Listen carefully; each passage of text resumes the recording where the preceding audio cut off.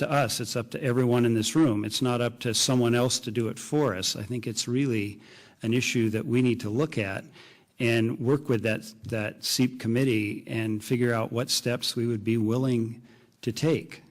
If we're not willing to take any, I think we're done, and we wouldn't need to reinvest in the community. But I think we honestly, it's up to each one of us as an individual to see what we can do and how we can help the process to make it easier for the community to meet the 8% reductions every year, and maybe possibly even 10 or 12%. So. And the candidates for position 3. Okay. So what the city needs to do is absolutely lead the way with a clear plan.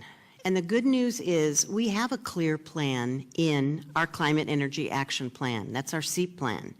We also have a Conservation Commission with active citizens who are working throughout our community on all different ways to conserve.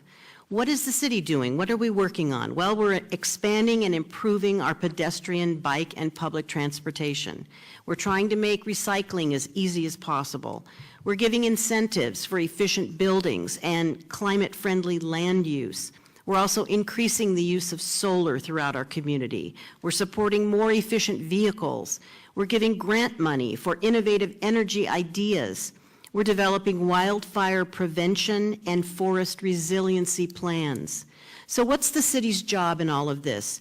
Well, it's what you're hearing here. It's engaging, educating, and motivating every one of you, all of us together. It's going to take everyone to make this work. What can you do? You can do one car instead of two. You can use the bus. You can come up with your own recycling system in your kitchen. You can walk instead of drive, and you can ride share. You need to educate yourself and your families. I hope every one of you reads the SEEP plan. It's on the city website. It's an excellent roadmap for all of us.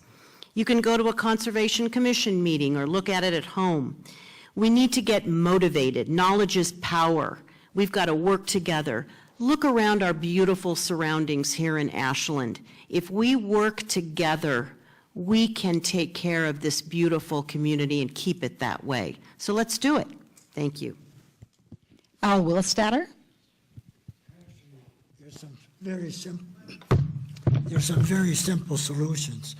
The Ashland School District is the only one that has their own school bus system in the whole valley. RVTD runs parallel routes. There's no reason in the world why some of these kids couldn't be bought bus passes and eliminate some of those routes. They're parallel routes. They're totally unnecessary. Thank you. Julie Akins. That was a really interesting point, Al. Thanks for bringing that up. You know, I'm suspecting you didn't come here to hear from us what you should be doing to conserve more. I agree we can all do our part. I think we're all working on having a smaller footprint, but what you're here to hear is what city councilors would do. And so I think there are some things that we can do. I agree with Tanya. This is a pressing issue. How are we going to do anything else if we're burning, if our earth is on fire, which it literally is? So what are we going to do about it? I think of this guy, Brett. He's a mad scientist here in town and runs a solar business, and he's always making scooters in vehicles completely solar powered. And you know what? He's selling them to people in India, but nobody's buying them in Ashland, and he's like right down the street. So there are things we can do to be innovative. I tend to think we do need a greater array of solar panels in our city, and I think that the city can lead the way on that. I do think that's a clean way to have energy. The Imperatus property, I understand the concerns about that. I know that there's migratory birds and other issues there, but I think there may be some mix. There may be some way to collaborate on that and make it work better. And here's another thing. I was gone last year, the entire month of December, on a research assignment. When I came back, my utility bill was exactly the same as if I had been home the whole month. If we want people to conserve, give us some incentive. When it's $84 before I even turn on the lights, that doesn't work. That doesn't encourage me to conserve. So give me a reason to conserve, and then we will. But clearly, it's a #1 issue. The children in this community have come to us and asked us to solve it, and I think we need to do that. Thank you. And finally, we'll hear from the candidates for position 4, and Steph Sevinger. Thank you. It isn't a question of what we should do. It's a question of my Mike? Can you hear me now? Yeah. It isn't a question of what we should do. It's a question of what we're doing and what we need to continue to do. We developed a community plan, the SEEP Energy Action Plan. In 2015, we had a committee, and in 2017, the city adopted that plan. We now have an implementation committee that's working on developing the benchmarks and ways to measure if we're meeting those standards. This is only one part of what we need to do. The city is working very hard at looking at making it a priority to look at what the city can do to reduce its carbon footprint with each department in terms of buying what they're buying in terms of vehicles, and looking at having that be an important goal for every commission. We also are developing a plan called Empower ASHLAND, where we're working with our citizens and our businesses so that they can understand how to have impact in reducing their carbon footprints. We have, for example, a tool that you can use to see what your carbon footprint is and how you can reduce it. There are big ways that you can reduce your carbon footprint, like buying an electric car or looking at putting on solar panels. There are also smaller things you can do, like conserving, reducing, reusing, and I think it's very important to realize that this issue is vital to our next generation, and one that we have to address in the most serious way we can.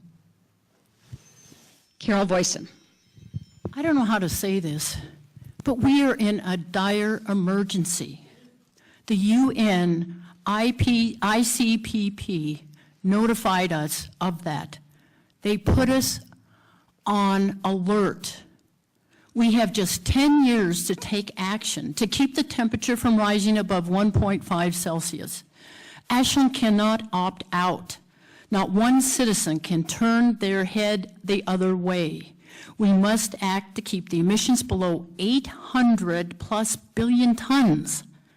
Once we reach that number, there's no return. We can add our 100,000 tons here and there, but I'm telling you, we have to think bigger. In Ashland, we currently purchase our power from Bonneville, which is 80% hydroelectric.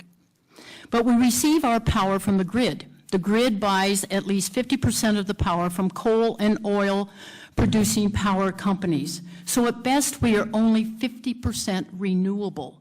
For the past 5 years, the Renewable Energy Initiative, known as the 10 by 20, which is now an ordinance, has been put on the back burner by the City Council. This status quo is not acceptable. The new council must take action in facing climate change by declaring that we have a climate emergency. Then we must implement a 10 by 20 ordinance without delay. That can be any form of solar or wind, but we must act on it. Next, we must fast-track SEEP, our Climate Energy Action Plan. Finally, Ashland need not go it alone on doing our part in facing the climate emergency. The council must reach out to Jackson County municipalities to work on renewable grid for our region. If we have concerted leadership and citizens working together and local expertise and talent, we can do this, and we must. Thank you. So that concludes the answers to the questions that we prepared ahead of time.